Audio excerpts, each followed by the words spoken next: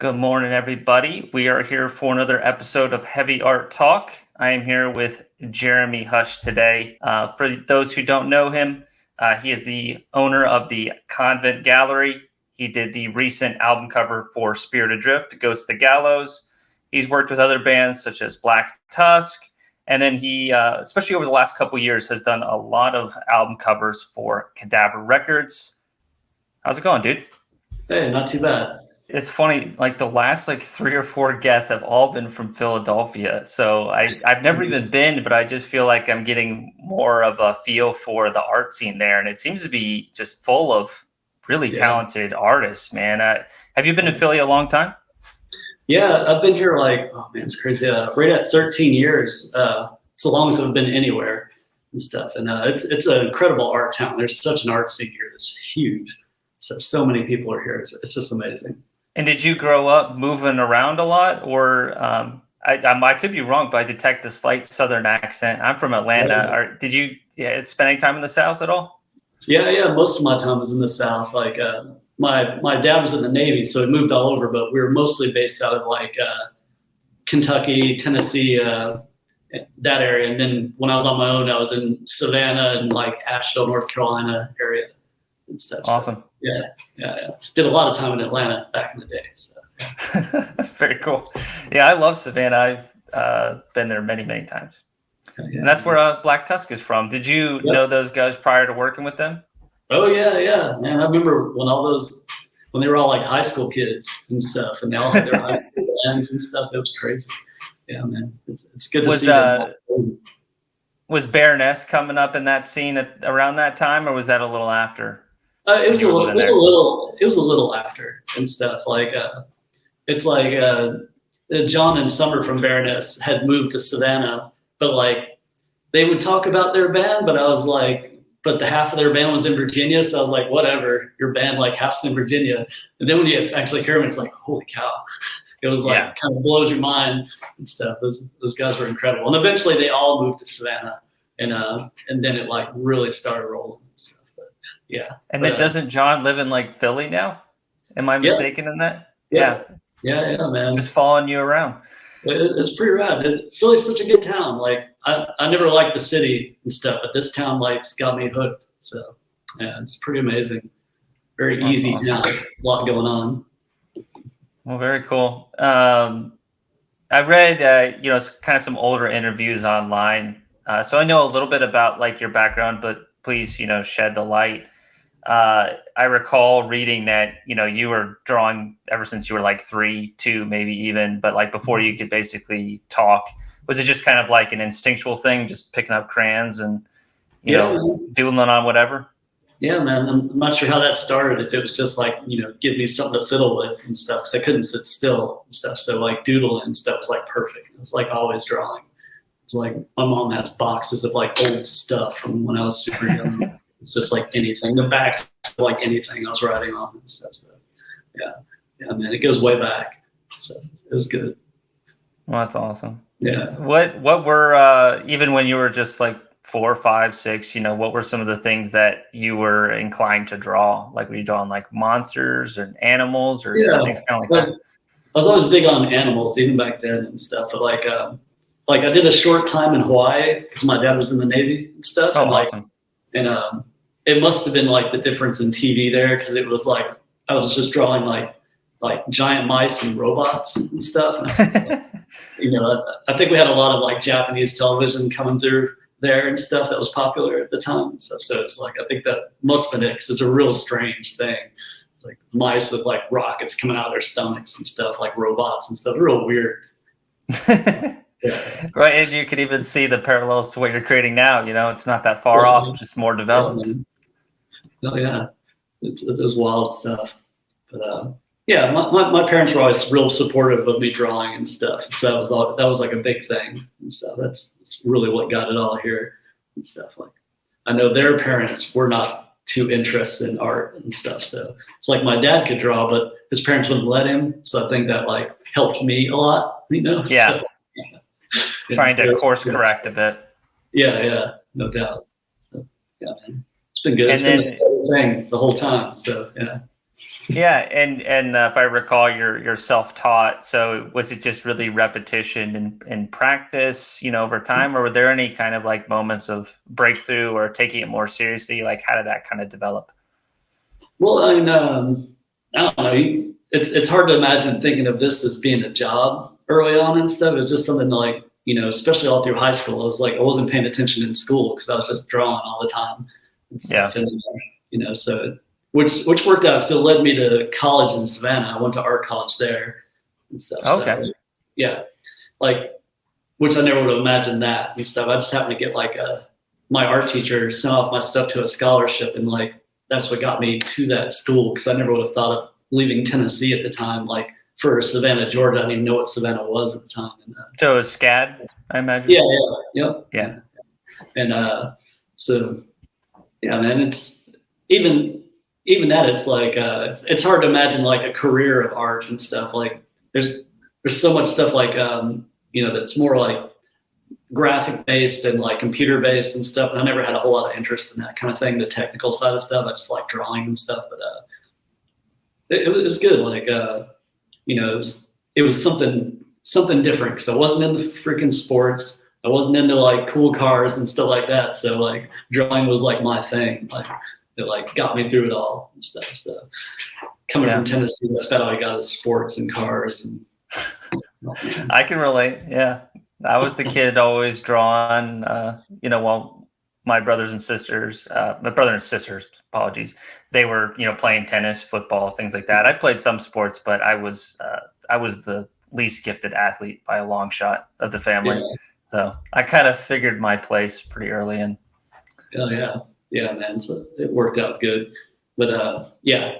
I did like one season of like wrestling in high school just because I had some friends doing it, and like I fucking hated it and stuff, and that was enough, and went back to never doing sports again. So it's great. Oh man, I did wrestling too. I was going through the growth spurt at the wrong time, because wrestling, it's better if you're kind of a smaller, compact person. This was my lanky phase, so I was just terrible. Yeah, same here. I was like a skinny, like not even tall, just like fucking skinny and stuff. But I had the record number of forfeits, so I did really well because I was wrestling in 103, and no other school could teach somebody at 103. So it just go out there and it's just like you win because you don't have an opponent. It was bizarre and stuff. So it's very rarely I actually had to wrestle other than that. Oh, that's funny. In terms of drawing, I recall reading that you were doing a lot of stuff with like ballpoint pen. Do you think some of that's just because that was what was available when you were in school and like doodling and stuff? Like it's just something that's very natural, or? Yeah. That's what I grew up on. It was just like drawing on anything, like whatever my mom had in her purse was usually ballpoint pens. But like went to college and like tried other things and stuff like. The microns and all that stuff, and they just don't have the character that the ballpoint pen has. Ballpoint pen has like it's got a texture to it that's more similar to like a graphite pencil than like a sharp line and stuff. It's like you can build it up gradually and stuff, and it's like, and it works great with my like chicken scratch freaking style and stuff. It's right. Yeah, it's just a texture I can't get with much else. So I love the ballpoint pen. It's like my favorite thing. Yeah, that definitely makes a lot of sense. And it just, you really can build it better than like a micron in a lot of ways. Like you could do a really light hatch and then just kind of like keep going over that same line and make it darker and darker. At least that's my experience with it. Yeah, I mean, you can really get some good gradations on there and stuff. And like, because I was never much into like, like cross hatching and then doing a lot of like the technical like drawing styles and stuff. Like, I know some people that are super good at it, but it was never really my thing. And like the ballpoint pen, it was like working with a pencil. You just like graduate that stuff through and stuff. It's amazing. Yeah. Yeah. No, I know what you mean. Like I look at some like pen and ink illustrators and they use like a really thick line, and it's just like that one line almost counts for like 20, little hatching lines, So it's like, man, there's a lot of confidence in each one of those strokes. Sometimes I don't feel like I have that. I like to kind of develop it like you do. So I use a really small micron right now, primarily. Yeah, man. And you can get a lot out of that too and stuff. It's like all about what what you really like dig into and stuff. Because like I said, some people are just flawless with that stuff. And yeah, I was never real good with that. So I was like, I always just stuck with the ballpoint pen. Like when I got out of college, I went back to doing stuff the way I used to and stuff, and it's way more comfortable. And like just something about it was just smoother for me and stuff. It's nice. Yeah. Did you feel like you learned a lot at SCAD, or just kind of a mixed bag? Yeah, I'm not I'll talk anybody out of going to fucking art school nowadays and stuff. You know, like like go to freaking YouTube. I don't know, make friends with other artists. You know, you'll learn more that way. But SCAD was fine. I'm sure it's one of those things like the more you put into it, the more you probably take out of it. But like it's a it's a fucking business. You know, but there's still it's very expensive nowadays. Oh my god, yeah. When I was going, it was like much cheaper, but still, it was like kind of ridiculous. But now it's just insane. I can't imagine anybody going to art school now and stuff. But like, but the good thing is it got me out of Tennessee, you know, and like I got to meet like other artists. That was the other thing. So it's like I never had a lot of artists around and stuff. It was usually just me, you know, and so that's the best thing about it is the community and stuff. So getting out and meeting other people, and that's better than freaking art school. You learn more from that stuff. So it's It's pretty crazy. It's like you have like all your art school stuff, like you have like all your classes you have to take, like all your basic drawings and like inking, all this stuff's neat. And it was all fun, but then like we had like some kind of like guest teachers come in, and we had this artist George Pratt from New York. He did a lot of comic stuff and like just like there's like the Pratt Institute. Is that named after him? It's not named after him, but he does work there. It's really weird. It's like, okay. Yeah, he's done a lot of like more your like high end like art comics and stuff, and he came in and he just did like a simple like hour or two demo, and I felt like I learned more from that guy than I did from like school. It was crazy, but that's he's just one of these people that's their gift. It's like this is how you do it, and it's just like it all clicks, and it's just like holy cow and stuff. But yeah, incredible artist, and I can't imagine having him for a full-time teacher. That must be worth the money. So for sure. Yeah, I think that's the thing is there's a lot of really good art education out there. For me, when I was like in high school, you have those projects, right? So they're like, all right, now we're going to do the foil relief project. The thing is, I was like you, I was really good at like drawing animals with ballpoint pen. And like, that's what I did. And I showed that to my art teacher. And he's like, you should consider going to art school. But I was like, I don't want to keep doing all these like projects that aren't in line with what I'm naturally doing. It wasn't really from a place of arrogance as much as I was just terrible at the time at these kind of side quests. I was developing my own thing, Yeah, man. And that's what people argue too. It's like, oh, it introduced you to other mediums and stuff. And it's like, yeah, that's a good thing too. But it's like, it didn't really take for me either. And so it's like I had what I liked and stuff, and I tried other things. And I was like, I went back to what I really liked. And yeah, it's crazy. And then like I remember going to college and then meeting all these people that went to like arts magnet schools and stuff. And I'd never heard of that stuff before. And I was just like blown away. I was so mad and stuff. It's like I'd never heard of it. It was like arts high schools. I'd have probably gotten like good grades and stuff. Like so I went to college, I got great grades compared to high school. My parents were like blown away and stuff. But like it's just very funny, man, that you could come from an arts high school and stuff. But it's just absurd. I had the basic like public school teaching and stuff. So it was basically 8 hours of drawing time. That's what it was for me. So yeah. Yeah. Oh yeah. Doodling on the side margins, not doing too well in math. I can relate. Yeah. It's like I got by. I'm still going. It's all good. Must have done something right. So. What about watercolor? When did you start picking that up?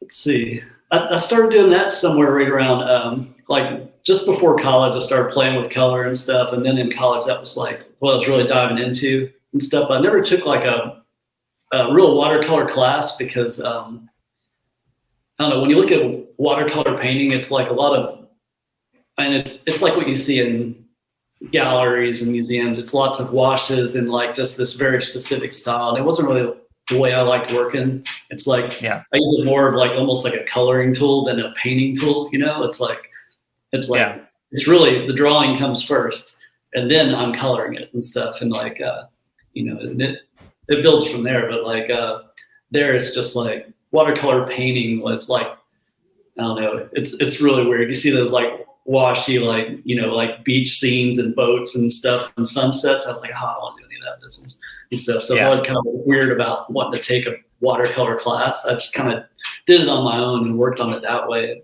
stuff, and it worked out good. But again, it's like I went to college and kind of went back to doing what I was doing before college and stuff. But but still, it was, to go back to it was like all about the community that I met there that pushed me to do stuff. Yeah, I can see the value in that. But when it comes to the painting process, then do you have any bleed issues with a ballpoint pen, or really not an issue? Every once in a while, but I haven't had that in a long time. It's like you get, it's like I don't really have bleed issues. There's some of them that you like, depending on what you're working on, what kind of paper you're working on. It's like if you work too hard on this line, it's gonna bleed on you and stuff. You can work into it and like screw stuff up. But for the most part, you just got to learn how to like kind of finesse all that business in and stuff. And, so I've never had too much of a bleed problem. It's more of like the ballpoint itself, like bleeding more than the paint bleeding, to get that buildup of ink. And all of a sudden you got this blob and it's just like, what? Yeah. Do you have like a paper towel nearby and you just like wipe it? Like I'm like constantly just like, I've got like my notebook next to me. It's just more ink on that than on the page. It's just because I'm just like rubbing the ink off the pen as I'm going. Mm-hmm. Yep. Yeah. That's one of the flaws with the ballpoint pen for sure. Yeah. So it takes that practice. So what paper do you typically use then for this like mixed media approach? I like Bristol boards. Bristol paper is my favorite thing that I usually use. It's like a heavier paper and stuff. Oh, yeah. Like, what was that? Oh, I use Bristol all the time, so I can relate. I have difficulty with watercolor on it though, so I'm curious how you do it well. I do the arches. Mm-hmm. Yeah, like a lot of times I'll do a prep surface, which like I don't like. I don't suggest it. It's the way I like to work, but it's a pain in the ass. But it's like I'll put down like a gesso surface and stuff, and then work on top of that, and that's good for like it doesn't soak in like it does in the paper and stuff.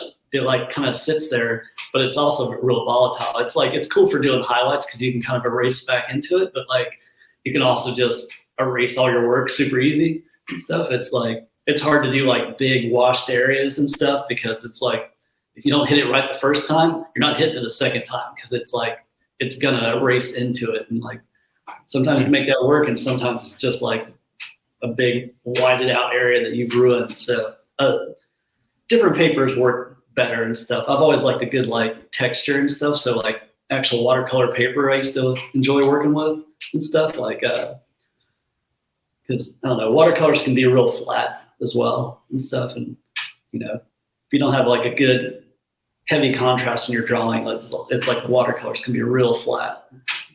Yeah. It's hard to build up on some of those papers and stuff without like tearing through or making a mess of it and stuff.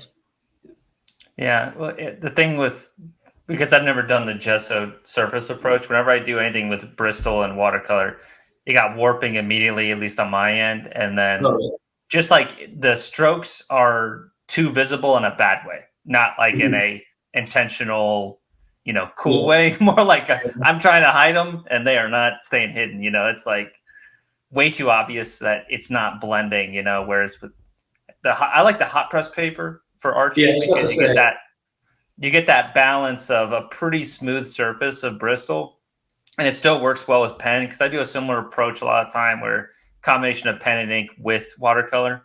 Mm-hmm. Although I have learned recently, not this is about me, but you're talking about like some of those classic watercolors where it's like the beach scenes and stuff like that. Yeah. I have learned some techniques from those folks before because there's a lot of people that are very good in that field, and then there's a lot of mediocre. You got to just kind of learn from the best, at least my approach. But yeah, the hot press paper I find to be a good balance. And I've experimented with the rough and the cold press paper, and I like those two just for more expressive stuff and less tight and technical. Yeah, man. Like I said, it's like the amount it soaks into the paper. Sometimes it's so brutal and stuff, and very hard to fix. Well, shift gears in a little bit. Just looking on your Instagram, and I see a lot of like videos of like you caving, and I think I saw something where you were like on a plane, like on the outside. Like you're doing some shit that's pretty wild. Like, I kind of live a very boring life, but I see you doing some really cool stuff. I guess maybe talk to me a little bit about caving, like how long you've been doing that and what's like the enjoyable part of it. Oh man, it's an adventure. It's like I was raised on Indiana Jones and stuff, so it's like what really gets me.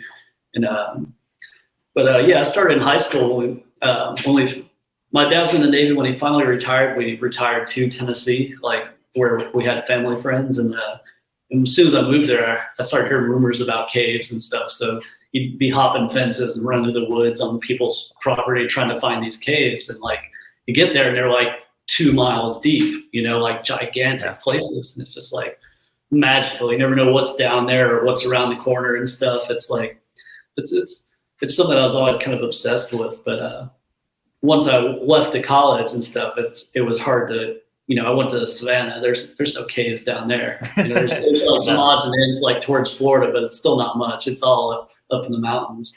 And so it was like I didn't get to do it as much as like every so often, like a few times a year or something. I'd get to do some caving trips. But when I moved to Philly, I was super busy for a long time doing gallery work and stuff. And finally, I found that there was like a Philadelphia group of cavers and stuff, the Philadelphia Grotto. And I finally joined them because I was working so much that's like I never go outside and stuff. It's just like, I'm working all day and then I'm working all night. And it's like I've got to do something that's like keeps me moving or I'm going to just die in this chair, So I joined this like caving group, and it's like, you put it in your calendar, like month of events. It's like, I'm out this day. It's like, I have to be out. And it's just like kind of snowballed. I've just started doing more and more of it. And it's, there's caving groups like everywhere in the world and stuff. You just got to know who to talk to. And it's like a whole like underground society. And once you get in it, it's freaking everywhere. And everywhere's got a different kind of cave. And it's like, they're just so crazy, man. It's like, there's so many different kinds of caves and how they're grown and all the weird formations inside and stuff that are like, it takes millions of years to make these freaking places. And you get in there and you can feel it. And it's just magical, man. It's a whole nother world down there. But man. Is there some parallels to like hiking in the capacity that some, do you still call them trails or like tunnels, but like some tunnels are tighter and more difficult, right? Oh, yeah, so like there's kind of like levels to it, correct? Yeah, no, there's no two the same. Some of them are like, it's literally like hiking trips underground and stuff. Like, we head down to Virginia and you've got like 8 mile deep caves and stuff. Like, you could, people stay in there like for days at a time sometimes. We don't really do that and stuff, but we're usually underground for a good 6 to 8 hours straight. And it's that big. It's crazy. It is literally like a combination of like hiking and like climbing underground. And some caves are deep, some aren't, and like some are just like straight down pits. You have to use ropes and stuff to get down and stuff. There's never any two the same, but there's just I don't know. It's like it's another like a scene that doesn't draw a lot of people, and that's what I like about it and stuff. You're never going to run into a crowd and stuff. It's pretty rad. Yeah. That's awesome. It's awesome. like you go to these places that nobody knows about or everybody's afraid to go to, and it's like, yep, I want to go there.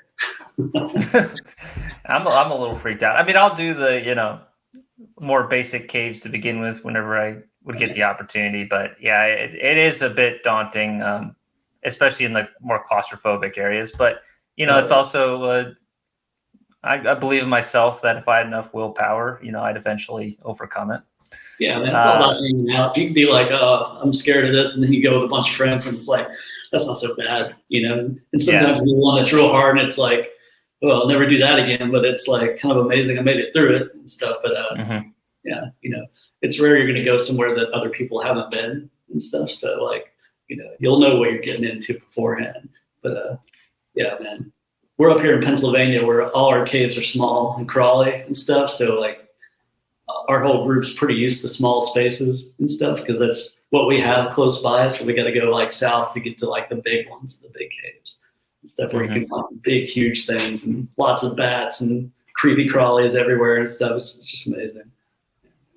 Are there a couple like really big destinations for caving for people who are in the community? Like, with hikers, there's obviously the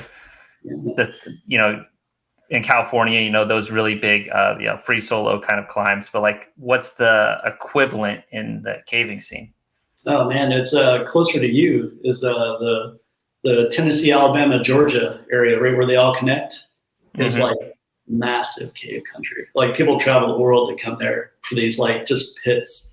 Like we've done like 250-foot drops, like straight down these pits to get to these caves where like nobody goes to. You get down there and it's just piles of bones from like animals that have fallen down these freaking nightmares. But it's crazy, man. When you're like just going down a rope down these like endless, like just like these fluted tubes. There's these huge tunnels that go straight down, and it's just, man, it all looks like like alien architecture and everything. It's super amazing to see that water formed all this, and you're getting this view that like only like a flying critter would have, because you're just suspended and you're just like gliding down these like huge places and stuff. It's just, there's massive holes in the ground out there that are just like blow your mind. You get down there and it's like, there's people that are studying caves now. They get down like, they'll do multiple like 100-foot something drops way down there, and then they're finding like remains of like indigenous Americans like existed down there in the freaking dark with like torches and stuff. And it's like, oh man, how the hell did they even get down there? And lots of prehistoric critters and stuff. Like we've been going to Kentucky to Mammoth Cave and doing like cave conservation work and stuff. And like you get way back in there and they're discovering like in the middle of Kentucky, they're discovering like new breeds of prehistoric sharks down there. Oh, wow. It's just insane. There's just like, you'd be walking on, there's like shark teeth hanging out of the wall and stuff. It's wild. It's a lot of crazy stuff out there. So I guess at that point in time, was that all ocean, or were those like freshwater sharks? Okay. Yeah, no, everything was ocean there and stuff. It's like a lot of these caves, that's why they look so much like the bottom of the ocean, because they were at one point and stuff. So it's crazy. Like we've seen like the remains of like 13,000-year-old short-faced bear skeletons and stuff like that. It's wild. It's a lot of hidden stuff. So cool. Yeah, it's pretty. It's an adventure. Do you feel like all this caving is kind of rubbed off in your art with some of the stuff that you're creating? Like I see some stalagmite and tight, formations and stuff. Yeah, man. It's very organic work for sure. I think you've always stuck that course, but you think it's rubbed off? Oh yeah, definitely. It's like, I've always been a big wildlife artist, but it was like always like kind of like the darker side of the wildlife art and stuff. So like, I like things that are, nocturnal, things that aren't really like nice and cuddly so much. They got a little more attitude. I've always liked my wildlife to look a little more intimidating and stuff, like than like, just happy creatures and stuff. Want something that's like it stands up to us more than just get stepped on. So, for sure. Yeah, man. Now, when I was talking about that thing with the plane, you know what I'm talking about? When you like went on the outside of a plane or something? Or am I getting you mixed up with somebody else? It might be somebody else. I'm trying to think of what looked like a plane and stuff, because I think I'm getting mixed up with somebody else. Yeah. I haven't done any kind of skydiving type stuff. Oh, okay. Yeah, I'm totally getting you mixed up. But man, that's really cool with like caving. I guess, do you have any other kind of outdoorsy type hobbies, or is it primarily art and caving? Art and caving, man. It's like I can't get enough of either of them and stuff. It's like trying to just do more of that and nothing else. It's like I don't know. There's like such an underground community for the caving community, and I didn't know about it until I moved to Philly and stuff. So I feel like for like 20 years I got robbed. So it's like all I want to do is like make up for that time. It's like go to all these caves, there's all these places, and it's like now we have access and we know people. It's like we got to go to all these hidden places. Stuff, yeah, it's pretty cool. Now, what about the convent? So, like, how did this all come to be, and how long has it been going on? It's been going on for probably about like a good 8 years. We've probably had it, but like like the last 3 we've been closed because of COVID and stuff. So like, yeah, like some friends of ours bought this old convent in Philly and stuff, and it's like a dozen nuns used to live here and stuff, and like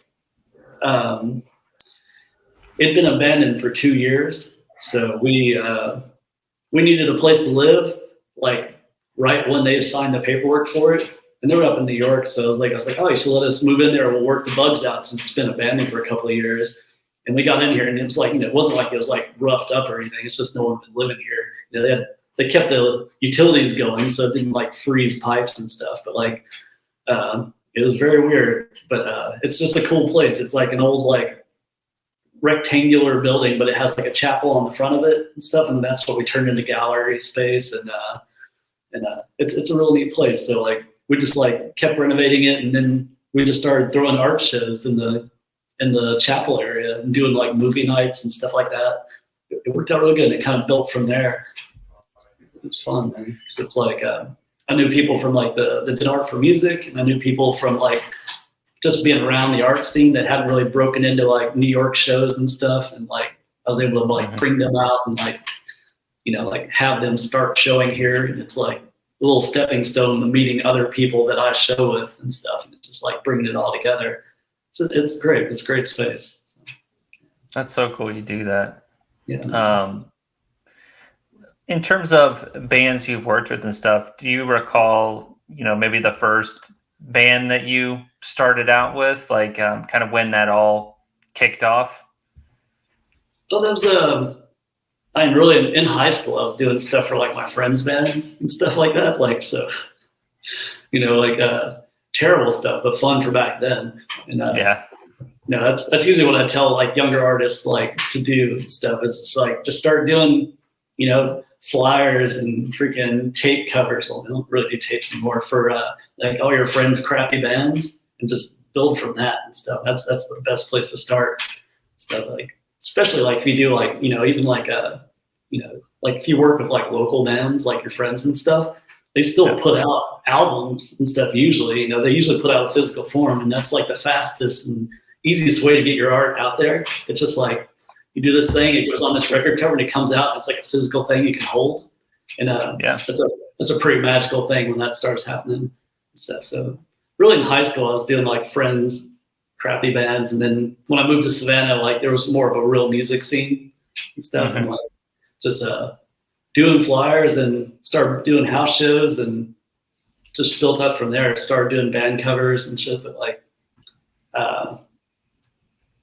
yeah, man, there's so many. I was like trying to. It's like so long ago now. I was trying to make a list of like bands I was working with like way back then, and it's just like I got to dig super far back in my record collection and stuff to find them. So it's like this band, the Unpersons, I think was like one of the first like real like 7-inch covers like I did and stuff. Like, God, it feels like 100 years ago. It's like the mid 90s or something, late 90s and stuff. It's crazy. So, yeah.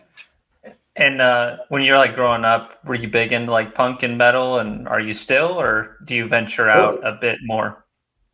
No, I'm pretty bad about not adventuring out too much. I was super into heavy metal like early on and stuff, and then the punk stuff. Like when I moved to Tennessee, I started hanging out with punks, which is weird.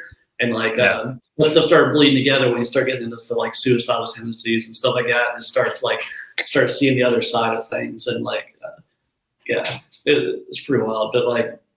But that's always stayed consistent and stuff. I've always stayed in that scene, and the Savannah punk scene was like just like a brutal like sludgy crust scene and stuff. So it was like your combination of like just like death metal and punk together. It's super strange. That's like, man, that's home base for me. So, yeah. That's awesome, man. Yeah. Savannah still has a pretty good scene, but I don't imagine it was anything like in the early 2000s when you had like Kylesa, Black Tusk, Baroness. You know, it was just heavy hitters. You know, and it was on the radar of the larger, you know, music press and stuff too. It was known for that. Really, yeah, cool. It was crazy. Such a small town scene, like, and so much of it was so good. It was crazy. Yeah. It was like one of the most musical towns I've ever been in. People were like so dedicated to it, so it was really good. Yeah, very cool. One other thing I wanted to talk about was you did a tarot card deck. Was that kind of something you just decided to do on your own, or was that you know, in collaboration with some company? Kind of how did that all come to be? Yeah, it was. I did that through U.S. Game Systems, and it's like, yeah, they messaged me about doing a tarot card deck. So it's like, you know, I've always kind of like done paintings based on like tarot cards and stuff, like here and there and stuff, because it's like it's got a built-in symbolism and like meaning and all these things, and it's like, so it's something really, really good to build off sometimes. And they contacted me and they were like, oh, we really like this piece and this piece and this piece, and they just offered me a deal to do like a tarot card thing, and I was like, okay. It was pretty wild. They were really into it, and it's like, you know, I know odds and ends about the tarot, but I'm no expert about it and stuff. But they gave me free reign. They were like, we want you to go crazy with it, and it's like, just do what you want. And it's like, it's done really well. It was like a 2-year project. It was crazy. It's a lot of cards. Yeah, 78. I had a few. I had like maybe 7 of them that were like older pieces that would work and stuff. But like the rest of it was like, you know, all had to be done for the deck at that time and stuff. And it was just like, whew, man, that was a job, man. 78 cards was like a lot of work, and got it done, and it's done really well because like I really bent the rules on it and stuff, because it comes with a little book so you can see what all the cards meaning it is. And I really didn't want to just go and just do the same deck everybody does. Everybody does the Rwake deck. That's like the big popular one, and they just do the exact same imagery that's on those cards. They just do it in their style or something. And I was like, it's so boring. I can't just redraw all this shit and stuff. So like, I started changing it up and taking the base meaning with it and kind of tweaking it a bit, and it's worked out really good and stuff. There's a handful of people that were like, oh, it's too hard to work with, and I was like, that's what comes with a book. But like, you know, it's just different from what some people are used to. So I'm happy people really liked it, because I was expecting to really piss some people off and stuff. Like, I was like, man, they might really get touchy about this and stuff. But for the most part, it's been really good. You know, it sells out, and they have to get them reprinted and stuff. It's freaking crazy, man. I've never done anything like super corporate either. So it's like, yeah, you know, I've always been super against that stuff. And it's like, this was the first time I was like, you know, you get royalties and all this kind of stuff for it. And I was like, I've never been into that kind of job. I've just never liked like the big company bullshit. I've never liked and stuff. And this time I was like, all right, I'll try this out. And it's like, it's done really well. And it's like still selling well. You know, I'm supposed to do another one. So that'll be cool. Was that done like 9 years ago? I think it's in 2014. I saw like a listing, but am I wrong on that? I don't think it was, man, my sense of time is totally shot. I don't think it was that long ago and stuff, but yeah. No, it couldn't have been 9 years ago. I hope it wasn't 9 years ago. Holy cow. I could be totally wrong. That could be. It's like COVID totally is like dented my mind on time and stuff. I was like, people was like, oh, I haven't seen you in a while. And it's like, oh, it's been like years. It's like 3 years since I've seen somebody, and I'm like, holy cow. So yeah. A guest who's been on the show, and a friend of mine, James Bausma, he finished a tarot card deck as well. He did like a Lovecraft one. Also was working through a company. But yeah, he was like, I think he had a year and a half on. He's like, yeah, I'm not doing that again. It's just so much work. And he did a killer job. Yeah, man.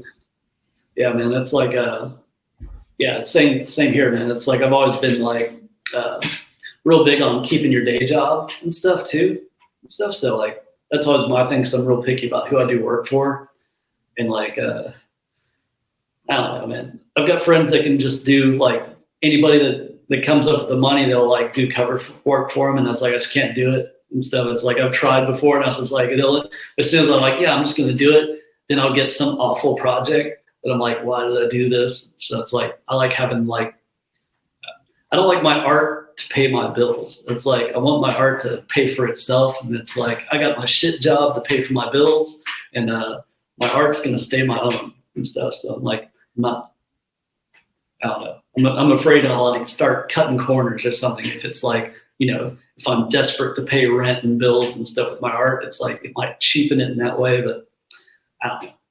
A lot of people do it that way and they do it, but that's just what I think about.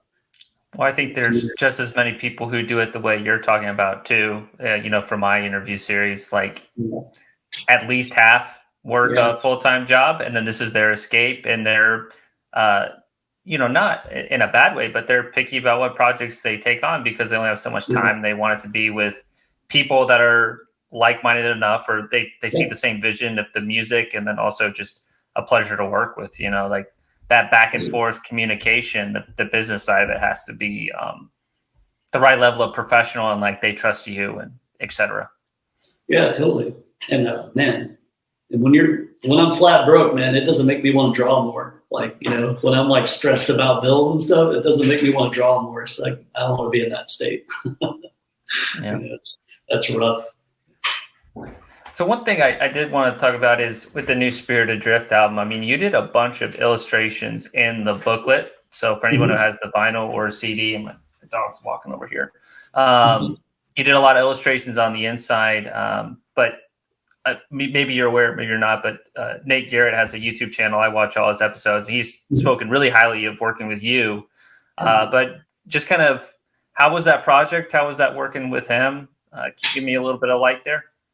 Man, that was great, man. Yeah, they were super great to work for. Nate's fucking great dude, man. Super nice and stuff. And like, he was, because I like to have like a general idea of what the band wants, So it's like, what kind of stuff are you into and stuff, and like, cause it's got a pretty good variety of artists for their album covers and stuff. Yeah. And so it's like, sometimes I'll tell bands like, look through my catalog and like, what kind of aspects are you looking for? Because this is what I do, and stuff like that. And he was really into making it dark and creepy, so I was like, I can do that. And he was really good at like, just like, I want something along this line, and however you do it, that's how you do it. But it's like, he would keep throwing ideas out there and stuff too. So it was nice to have like a lot of details from him. Like sometimes that's bad, like sometimes bands are like picky, but this wasn't the same kind of picky. Like, no, I want this. It's more like, it's like, oh man, it's like, I was just thinking about this and this. And like, it's like just good to have like more of details from the band as well and stuff. Right. So that helps along the way and stuff. So yeah. Well, it helps if the ideas are good too, Yeah. Because it's like, all right, I'll listen to the music and I have some lyrics and I just got to come out of nowhere with this. It's like, that's usually what you do, but it's a lot of times you want the band, like, it's like, what do you want though? What are you into? So it helps to have like ideas from them. So it's like, even the front cover of the owl was a very specific owl and stuff that like, that he had seen and encountered with and stuff. So I was like, cool. Yeah, we'll make it that kind of owl and stuff. It's great. They're really good to work for and stuff. And it's a really good record. And he wanted to be dark and spooky, and that's the way I like to do stuff. So like, it was a lot of fun. Yeah, it was a perfect pairing. I mean, I guess, were you naturally a little nervous having to follow such good artists on their past album covers? Joe Patagno, Adam Burke. I imagine there's like a healthy amount of apprehension, Oh, totally, man. Because you're looking at that and you're like, oh man, I got to run with all this. And like, so it's nice. And like, Brian Mercer had just done the album cover before me and stuff, and it was like, and they came out fucking great. And he's a good dude. He's just across the river here and stuff. And like, Adam Burke, we've shown him here at the gallery and stuff. He's freaking amazing. Like, oh yeah, that guy's insane and stuff. Just whipping out landscapes like nobody's business, and it's epic. Oh yeah, man, he's prolific. Yeah, like he just, I mean, it's like at least one painting a week, maybe two. Man, I can't imagine, man. We did an art show for him here, and he had like all these like nighttime landscapes. And it was just like, holy cow, they were so good. So it was crazy. Yeah. Real good artist. Good dude. What about Cadabra Records? I mean, you've done what, 4, maybe 5 like album covers for them? It's been a lot. It seems like a good partnership. Yeah, no, I think I've done probably twice that and stuff. I'm trying to think. Yeah. There's a ton of them and stuff. But yeah, those are my favorite, man, because that's like, that was like one of my dreams, like in high school, was like just to do like this, like kind of like just like horror art and stuff, like old creepy like Hammer film kind of stuff. I was like, always loved monster movies and stuff, and like getting to do art in that scene, it's just been fucking unreal and stuff. And through them, I've been working with Fabio Frizzi and stuff. Like I did like the Beyond and Zombie, both, which are freaking legendary. Holy cow and stuff. They re-released the soundtracks on that and stuff, so I got to work with those projects with them. It's just crazy. That's so cool. Yeah, so cool. Good people to work for. I had a couple questions that are a little more like open-ended. I'm not trying to put you in a position where you're like have to be like art elite, like this is my opinion and it's law, but like just I want to know your perspective. So, when you look at maybe somebody who's still developing in their craft, and I know we all are, but when you see kind of more of a beginner artist, what are some of the more common mistakes that you see in their work, like just over the course of, seeing a lot of that kind of stuff? Yeah. Man, social media makes it rough and stuff, because it's like if somebody's like really starting off, like a lot of stuff you post, it's like, I don't know, a lot of work I did in high school I really liked, but I'm glad I never put it online and stuff. It's like, so I hate it now, but like, that's not necessarily a bad thing, but it's like, that is part of a community when you're around other artists. It's like you're working on this and they're working on this, and it's like you kind of build off each other's momentum and stuff. But like, this is all like a social media issue, really. But like, like in high school, I can remember like trying to redraw like Pushead stuff, and nowadays, if you did that, you would put it online, and it's kind of fucked up. It's like, you can't just copy people's work. It's one thing to copy it to try and figure out how they did things and stuff, and like try and figure out that technique and like how that works and stuff. But like, if you're posting it online, somebody random's just seeing you do that. They're not understanding you're trying to work out the process and stuff. It's more of you're just straight up copying somebody, and that's one thing for practice, but it's not something you want to. It's something that stays in your sketchbook. Like you don't like put that out into the world. So, you get, last thing you want to do is piss off an artist that you like. Oh my God, that would be the worst. But I don't know. It's something you gotta, like I said, you start small. You start working with like people and like, working on your friends' album covers and stuff like that. That's a great place to start and work things out. And that's the best place to really start. Because it doesn't cost you anything, doesn't cost anybody anything. You're not going to make money at it like when you're really starting out either and stuff. And if you're just knocking off other people's stuff, which some people do, you're not going to get very far with that either and stuff. It's a rare thing where a knockoff gets well known for good things, So there's like, I don't know. That's the biggest warning, is just be careful like what you're putting out there and stuff. It's like if you're copying somebody's work to like practice, that's one thing, but you don't want to put that out into the world as your work, because everybody else can see it, and they can see that this is not you. You definitely have to credit and be careful and just yeah. I totally agree. Yeah, because finding your own style is really difficult. That was one of the things in art school, like watching people like do that in college. Is like some people came and they had a style already like set. This is what they do, and like it's a hard thing to develop into your own. So yeah, the last thing you want to do is be like the same as something else. That's a big issue. Speaking of kind of like influences and stuff, I mean, who do you think like kind of inspired you when you were younger and maybe still carries over just a little bit today? Yeah, man, there was a lot of them, like like I was really into comics when I was younger and stuff, so that was like a lot of the influence. And again, that's like where my watercolor technique comes from, you know, thanks as well. It's just like you're inking and then you're coloring and stuff like that. And like, you know, it's like a step program like that. But I don't know, when I was younger, I didn't have as much access to a lot of like regular artists, like modern artists and stuff. So like besides comics, so I was into stuff like, you know, like your Albrecht Sturers and like characters like that you could find easy, like Bosch and odds and end, like classical artists like that. I remember I had like a Boris Vallejo book and stuff, and I was like, couldn't touch that stuff. I was like, I had no way to wrap my head around how they do those things, and like, you know, now I know a lot of those photorealists, like you know, they project their work, and that's how they get a lot of their proportions so perfect and stuff. But it's like, you know, it's more than that. But it was like that was the hard part. It was like, how do you make this look just like this? You know, yeah, man, it's a lot of like old like children's book illustrators and stuff. Like I was really into some of those and stuff because I was really into doing wildlife. A lot of times that had like a lot of like kind of like more of a fantastic like wildlife appeal to it and stuff, like than like a lot of regular artists that were around. But yeah, I don't know, a lot of comics and stuff. That was like my big thing. Yeah, definitely. And you're talking a little bit about Vallejo, and he was, you know, very, very much using photo reference and stuff. Do you use photo reference a lot today, or not really that much?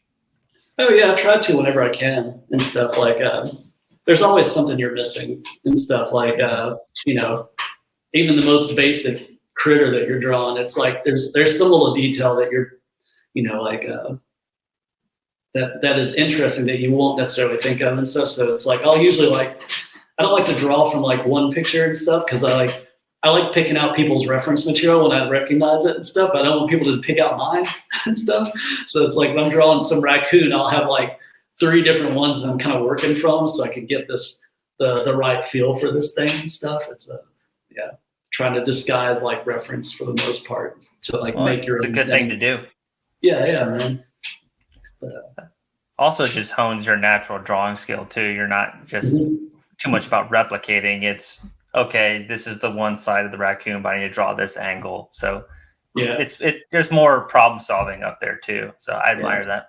Yeah. So I don't have a raccoon in front of me, so I can't spin it around. So it's like having the 3 different shots. It's like you can see what's happening here. So. Yeah. Well, let's pull up some of your work, and we've even hinted at it a little bit so far. So I have these 2 pulled. Are these both Cadabra records? Yeah. You mind talking a little bit about them?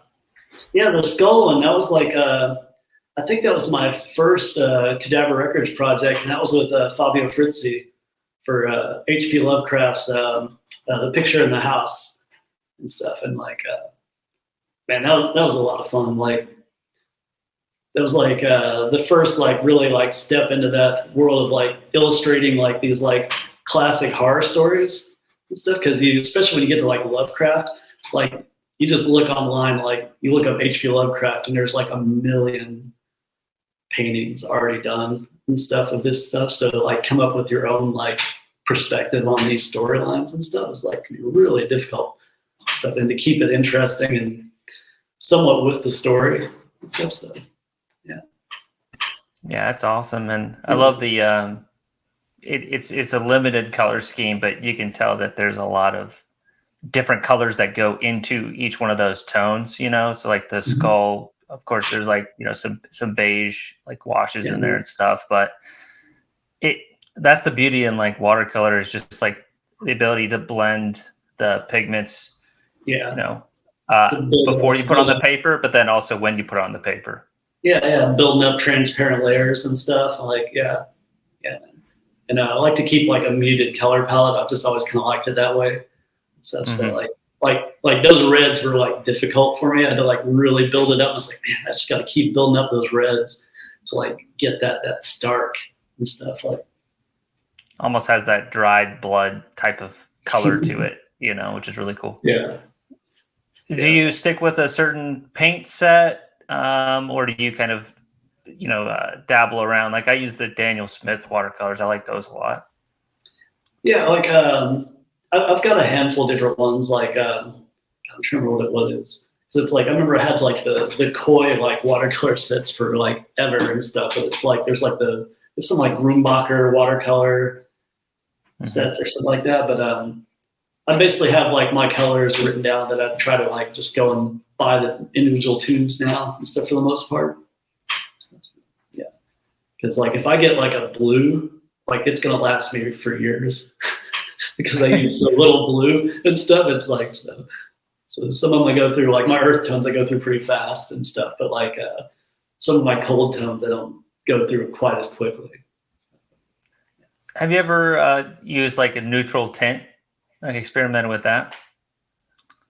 What do you mean by a neutral tint? Like so it's a tube, and you basically can put a little dab of it with any color, and then it makes it a little more earthy.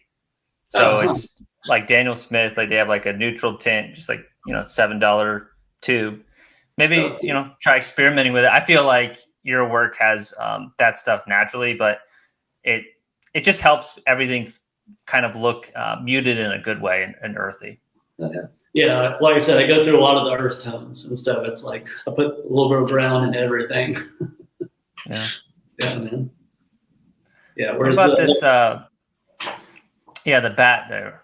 Yeah, the vampire. There's a good bit of blue and stuff. I bring up blue because it's something I'm trying to make myself use more of and stuff. Because I've always been kind of scared of it. I guess I don't use it too often and stuff. Because blue can really like.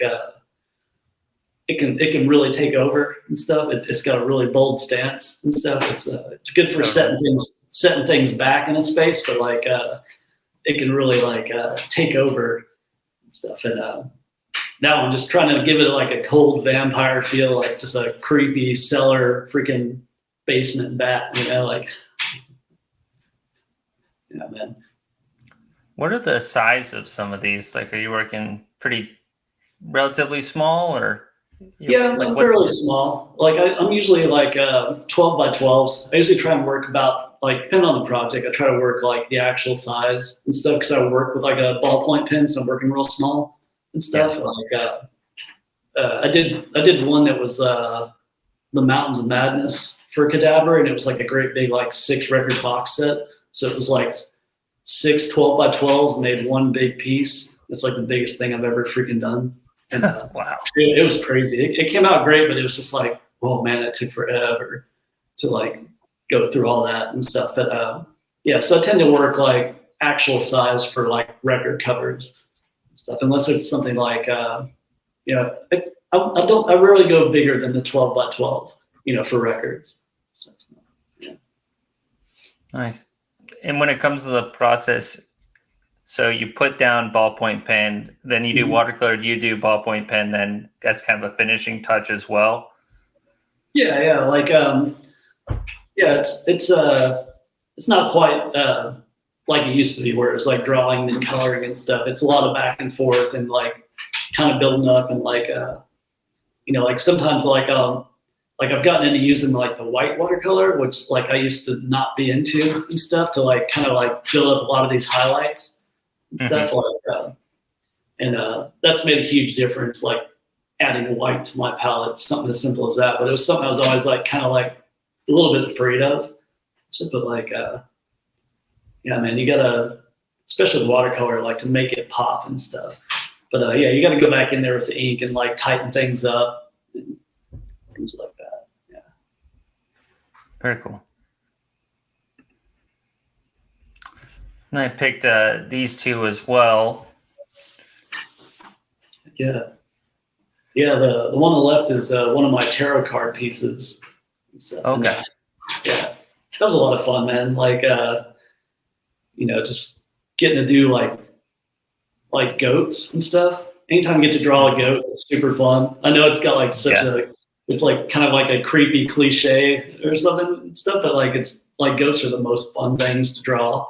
They're like such a strange critter and stuff. And so it was really fun getting to draw goats and like getting a little on the witchy side. I try not to do that too much with like my tarot deck and stuff. I didn't want it to be like like some super witchy thing and stuff. It's supposed to be like tarot cards, and the other one was from the Shadow over Innsmouth and stuff.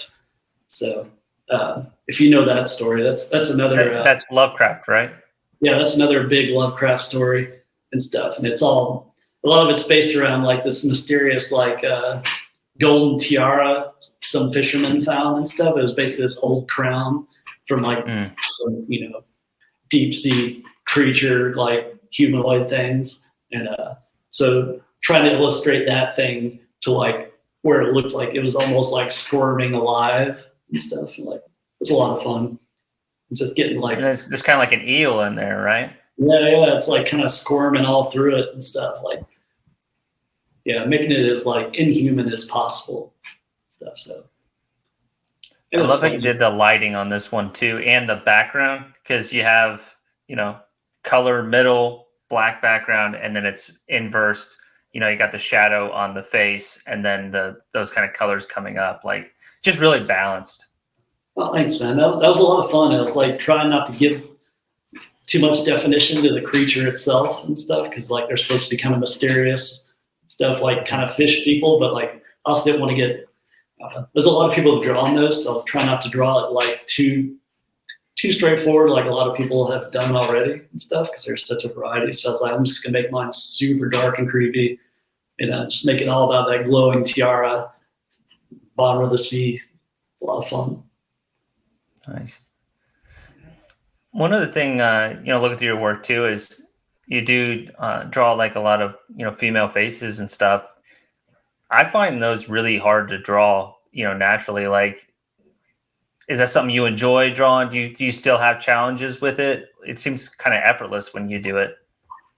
Yeah, man, it's always something. It's like it's something I've always kind of been like fairly good at and stuff. But like I try to work from photo reference now, because it gets like a little too stylized and stuff, and I'm trying to make people look a little more like real people and stuff. And so it's always good to have like photo reference, when I'm trying to draw people. But like, I think that's the key, because you get to the uncanny valley pretty easily. Yeah, and it's like, I'll never draw stuff that looks like anime, but that's what I always picture. It's like, oh, if I'm drawing something like from memory, it's like it's going to get super stylized. Next thing you know, it's going to look like some anime character. Everything's going to be like super sloopy and stuff. And I'm like, no, can't do that. Yeah. All right, so here's the Spirit Adrift cover. I got a close up on the right, and then on the left. So is this a barn owl or a different type of owl? It has a little bit of that face, but it almost looks a little fluffier. Yeah, no, it's a God, what was it? Was it a barn owl? I forget the actual owl and stuff. It's got a lot of brown and black to it and stuff. I'm trying to remember now and stuff, but it was basically pretty similar to that, but it was coming out in the dark and stuff. So it was like trying to make it not too dark and stuff. Mm-hmm. You know what I mean? Like having to try and create like a artificial like lighting there to make that like show up and stuff. It's a lot going on there in the dark and stuff. So yeah, like the crumbling tombstones and the skeletons and stuff like that. Well, I imagine too, you had to like draw more, and then as you got closer to the final stage, you had to figure out what to obscure so it centers the attention. Yeah, no, it always goes like that. It's always like so much drawing gets covered up and stuff just gets kind of blacked out. It's just like, just got to keep making it darker. And then are you just using black watercolor, or is there like some blues and stuff thrown in there too? They're just kind of hidden by that top layer. The mass black there is it's a what's it called? It's a liquid acrylic black. I can't remember. It's like a carbon black and stuff, but it works well with my ink and stuff. But that one's like it's a bit more of acrylic than like a watercolor and stuff. So I can put that down and it's not going to bleed so much. But I tend to do that last, put in all that black at the very end and stuff. So like, I don't. That's a bit nerve-wracking. Oh man, it's crazy. You're just kind of inching in on everything, just covering up whole sections you spent time on. It's just like, yeah. I think what I love about this too is like it kind of creates like a hexagon shape, and it works perfectly with that logo. You know, like everything is, even though it's obviously like an illustration, the overall design is just really strong with a really good silhouette. So yeah, man, very cool. That was a lot of fun. Yeah, man, just got to really do it my way, like just make it like a real angry critter. That's what I wanted, you know. Nice. All right, so these on the left and the right, these are some like recent, ballpoint pen drawings, and they're kind of like postcard size, right? Yeah, those are like 5 by 7 inch. Like it was for this Nucleus gallery. Does like this big like postcard show and stuff. And it's all like 5 by 7 drawings stuff. So it's like kind of like smaller, simpler things stuff. So I do a couple of harpies and stuff. Like those are like kind of my go-to because it's like kind of a person, kind of a bird. So I get to kind of do a little bit of both. And like I love like that. I like doing backyard birds and stuff. So like they're always fun to draw. So like these are like little like sparrow type bodies and stuff. So they're like little tiny things. No, I loved them. I remember when you posted them, I was like, there's just something, especially that one on the left for me, like just the way it kind of like draws your eye in. It has that almost, you know what I'm talking about, like the Fibonacci sequence. Like it's almost accidentally like that. A spiral. Yeah, it's just naturally really good composition. Oh, thanks, man. Yeah, man, those were a lot of fun. Like, those were like right in the middle of a whole lot of work. Like, I had to do these little postcard pieces, so it's like trying to devote time to that, but not too much time to it and stuff because it's for like a postcard show. It's supposed to be somewhat simpler and stuff. Mm-hmm. So that was nice. Like, so I did more of like a graphite gradation for the backgrounds and stuff to try. Oh, that's what it is. Okay. Yeah, to try and step it back some, because otherwise it'd have been a lot more work to do all that in ink and like make it have that same depth to it without having to, like to pop the harpy out and set the background back all in ink would have taken a whole lot longer. So these were fun to kind of play with like graphite instead of like straight up ink. Yeah, definitely. Yeah, you did a great job of having that separation. Super cool. What about this one in the middle? Oh yeah, that was another piece like that was used in my tarot card deck and stuff. Okay. And it's like more birds and stuff, but this one it's like her whole body is like kind of like a bird cage where it's all like getting out and stuff, and it's like just things getting out of hand and stuff, and it's like she's got like a big crow talking in one ear where she's got like this like kind of like damaged like kind of like held together by parts like artificial bird that she's trying to listen to at the same time and stuff. So it's like, I don't know, this stuff always sounds corny, like spelled out and stuff, but it's like a difference in ideas and stuff and influence. It's a lot of like self-interpretation and a lot of different things to look at, but it's just like kind of a chaos going on and like who you're listening to and who you're being preached at by and different things like that. Yeah, no, I think you did that subtly too. So I know what you mean by like letting the viewer interpret some stuff their own way, but really beautiful piece. And has this one been in galleries as well? I feel like maybe I pulled this off a gallery site, but I could be wrong. Yeah, I did this for a Last Rites gallery show and stuff. Yeah. Awesome. And just one more slide after this one. I thought these paired well together, color scheme wise, similar background. But man, do you know when you made these? Are these a little bit older?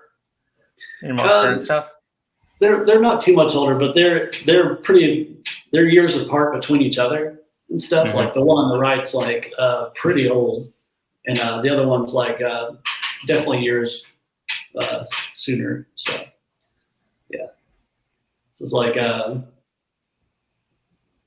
Yeah, like the one on the left is like with the cat. It's like it's got a lot more like deeper tones to it, whereas the one on the right was like, again, me scared of using blue and stuff. Is like a little on the gray side. It could have used a little more punching up and stuff than what I was doing back then. Yeah, I mean, you live and you learn, I guess. Oh, totally. It's something you got to build up along the way. It also seems like I think part of it's because the Cadabra Records covers they, elicit more of a darker background. But if you really look at it, your stuff that's more recent, you've had a lot more of these darker backgrounds where the subject matter pops. Whereas with these, they're a little more like slightly, I mean this in a complimentary way, like there's a little more like dark, whimsical nature to them in a way. Yeah. Now it's like through COVID, I kind of stopped doing gallery work, and I was just doing like kind of commercial work, just doing record covers and stuff. And stuff. So so it's been like 3 years. So it's like, I look back at the records I've been doing. It's like, this is like record covers for like specific stories and things. So it's like, it's not really a good depiction of like my own work and stuff, because It's like stuff that I was going to a specific theme and stuff, and they're all monsters and like horror stuff. So it's kind of funny. And like, I always like my stuff to be on the dark side, but it's like, it's funny to just look back through the last 3 years and I was like, oh, this is pretty different than the stuff I was doing before that. And, so it's, with gallery work, I like the social side of it. I like getting to meet other artists and like show with other artists and stuff. But like during COVID, it was all online, and I don't have any interest in really doing online shows and stuff, because you're not meeting people. You're just like nobody, you're not paying attention to other names on the list and stuff. People are looking at what they look at and stuff. There's no real getting to know each other. And so now that things are opened back up, it's like, I'm slowly getting back into doing more gallery work because I have time and stuff. So I'll do more stuff, but it's like I've enjoyed doing like the sharp contrast of the black backgrounds and stuff. Like that's way challenging and stuff. So definitely trying to marry the two, like the super dark and like the lighter greens and stuff that I used to do, like try to marry those two together. Yeah, it is interesting because it's like no matter, I mean, there's obviously some parts that are just the projects that you're working on, but most artists do go through 1 to 2 year periods, and then they kind of shift to something a little bit different. And it's not like a giant leap in most cases, but it's just if you really have them side by side, you can see development. Just to explore different ideas. Sometimes it's better. Sometimes it's it's always subjective because it's art. But I always think that's really interesting, where you don't really know what period you're completely in until it's kind of done. It feels like. Yeah, you can always look back at stuff. It's weird at the time. So, but man, it's like I enjoy the presence of like the super dark black and stuff. So it's like want to play around more with that in my own work rather than just like the themed work. Mm-hmm. Yeah. So we got Black Tusk album cover on the right, and then this one on the left. Is this a more recent one as well? Yep. Yeah, that was for a gallery show and stuff at Blast Rights again. That was another. I did a lot of shows with them before they shut down in COVID and stuff. So, yeah, up in New York. You got some blues in there. That too. Trying to get into it. It's not quite black yet and stuff. That's the thing. It's like now I try to do that with more black than blue to make that like stuff show up a little more and stuff. But yeah, man, it's like can't draw enough skulls. Just, what can I say, man? It's like the most fun thing to do. And skulls and bugs, bats, again, it's all wildlife, like a little on the darker side. Yeah, I didn't notice until today you have almost like a praying mantis looking head on the Black Tusk cover. Yeah, that was pretty cool. Yeah, I was trying to do kind of like, like a, what do you call it? More of like it, like rising up out of the back of it and stuff, and like just kind of exploding out of this like chaos of like bugs and gross swampy stuff, because they're from Savannah, so I'm gonna try and keep it swampy and stuff. So yeah. Totally. I know it's been a minute on that one, but for the Black Tusk cover, you have that white behind, or like muted white behind that skull. Were you using white paint, or did you just not color that piece, like using the white of the paper? Do you happen to remember? Yeah, that's white paint. Like for where it's really bright white, that's white paint. I have to go back into it because like by the logo, that's like the actual white of the paper and stuff. Whereas behind the skull, it's like way more white and stuff. That's paint. Okay. Again, playing with that, like popping things out. Stuff, so. Yeah. Awesome. Yeah, man. And the one on the left, you were talking a little bit about Bosch. I kind of see a little bit, probably not even intentional, but there's a hair of Bosch in there, with kind of some eggs and little mini things within the larger thing. Yeah, very cool. Yeah, it's a lot of fun. All right, and this is the last slide, but I thought these kind of reminded me. You were talking a little bit about children's books illustrations. I see a little bit of that in these as well, in a really good way. Heck yeah. Do you recall what these were from? They were both for just like gallery shows, but like the one on the left was like a Halloween themed show, and I don't remember what gallery that was. It might have been Last Rites or Think Space Gallery, but yeah, it was just like I always wanted to do this like whole like Halloween procession and stuff, like just like this parade of like ghouls and goblins kind of thing, like. Yeah, it's a lot of fun. Got like a little white picket fence at the bottom and stuff, like being broken down, and all these creatures just kind of passing on through in the smoke. And the other one, I think that was a Think Space Gallery piece and stuff. But it's like I've always done like kind of carousel themed things because I always like carousel horses. And the whole idea of carousels, how they have all these different critters and stuff. So like, the one on the left is like this totally like skeleton horse type thing, and then the one on the right is like the seahorse. It's like whenever they do them on like carousels, it's more like a horse with like kind of like a serpenty fish tail. And yeah. So that was a lot of fun. Just making like just the chaos of a flood and things like that, and just like this seahorse in the middle. Yeah, these have a ton of really cool details to stare and look at, and an awesome texture as well, both with the way you blended the watercolors and just the more tight textures with the pen. So cool, man. Yeah, I try to hide as much stuff in these drawings as possible, so it's not just one simple thing. I want you to kind of look for things when you've got it. Well, thank you, and I think the last thing I usually wrap these things up with, and you've hinted at a couple of really good pointers for up and coming artists, but is there anything you'd like to leave somebody who maybe wants to get involved in, let's just say take art to the next level, because you've been successful with galleries, with working with bands, and there's so many different ventures and ways to make some, money through the passion of art, right? But I guess what's maybe one thing you'd want to leave people listening to? Yeah, man, it's you got to start with the love of it, because it's going to pay more in that than it will in money, for sure. For sure. Just like like seek out other artists. Like that's the best way to do it, is like to just have like an artist community you can like go back and forth with, because like everybody's working to move ahead and stuff. So it's nice to be around other people, see how it's going, and techniques they're doing and things like that. Like. That's a good thing to talk about and like check out, and that's what you get with like doing like gallery group shows. That's nice. You get to hang out with other artists and see their work and like talk about how they do it, different ideas on directions that they take and stuff. And it doesn't have to be in a school. It doesn't have to cost you an arm and a leg and stuff. It's like, but seek out other artists. There's, it's rare that artists don't want to talk about how they do things and stuff. It's a lot of times they'll go into it. It's rare that they're like real cagey about it, unless they've got like some secret technique, which somebody else.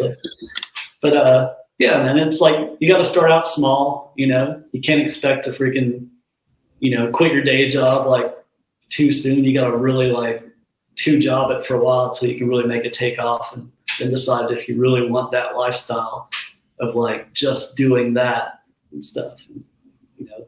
So that has its benefits and its limitations. So You know, there's a lot to Great do. points. For it. Yeah. Well, I really appreciate your time today, Jeremy. Stay behind just for a minute, but for everybody watching, it's another episode of Heavy Art Talk. We got these going every other week, if not more regular than that. Please like and subscribe, and please check out Jeremy's work. He has, prints for sale on his own website. There's some really cool stuff you can buy from the Convent gallery. And I forgot to even mention, but you have that book. I think I'm going to pronounce it wrong. The Asphatic Beasts, but it has some other really killer artists on it. Yeah. Really cool book. But yeah, please check out Jeremy's work, and thank you for tuning in. Appreciate it, guys.